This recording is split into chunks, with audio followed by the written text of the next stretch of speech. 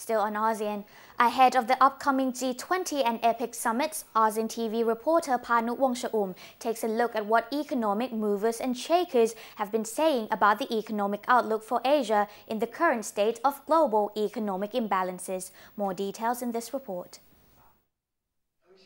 The heads of world major economies will soon meet in the South Korean capital for the G20 summit, where they are expected to discuss the current economic imbalances in the world, sparked by the stagnant growth and slow-paced economic recovery in the West from the global financial crisis.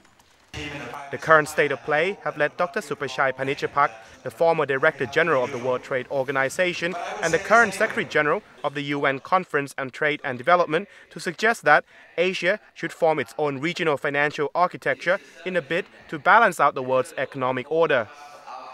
Financial integration should be encouraged at the regional level, because what we have seen at the international level, with a lack of any new financial architecture, there will be a lot of unpredictable funds movement around the world up until the next couple of years. But within Asia, we do have adequate international reserves to be able to create our own international financial markets, to be able to create our own Asian monetary system.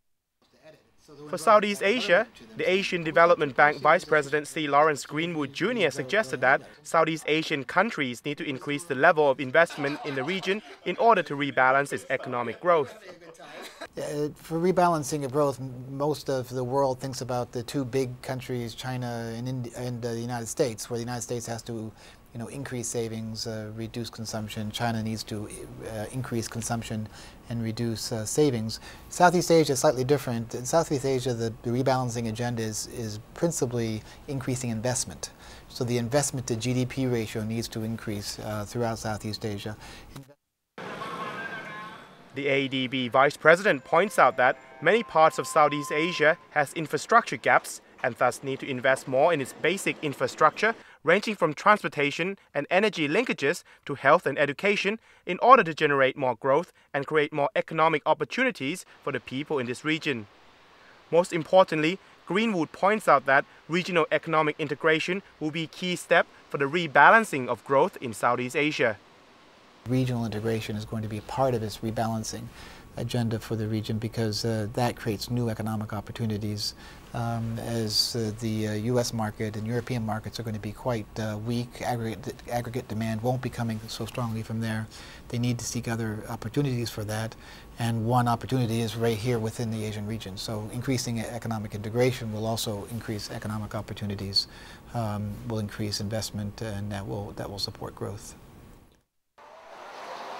In the long run, Southeast Asian countries must improve its economic competitiveness and must look beyond the current global tug-of-war between major economies to forge their own future in the emerging new global economic order. A strong and integrated ASEAN could be part of the driving force in strengthening the linkages in Asia and ultimately the process of economic integration in the greater Asia continent.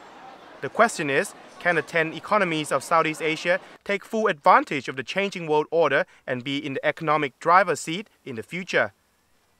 I'm Panu Wongcha-um of Thai News Agency, reporting for ASEAN TV.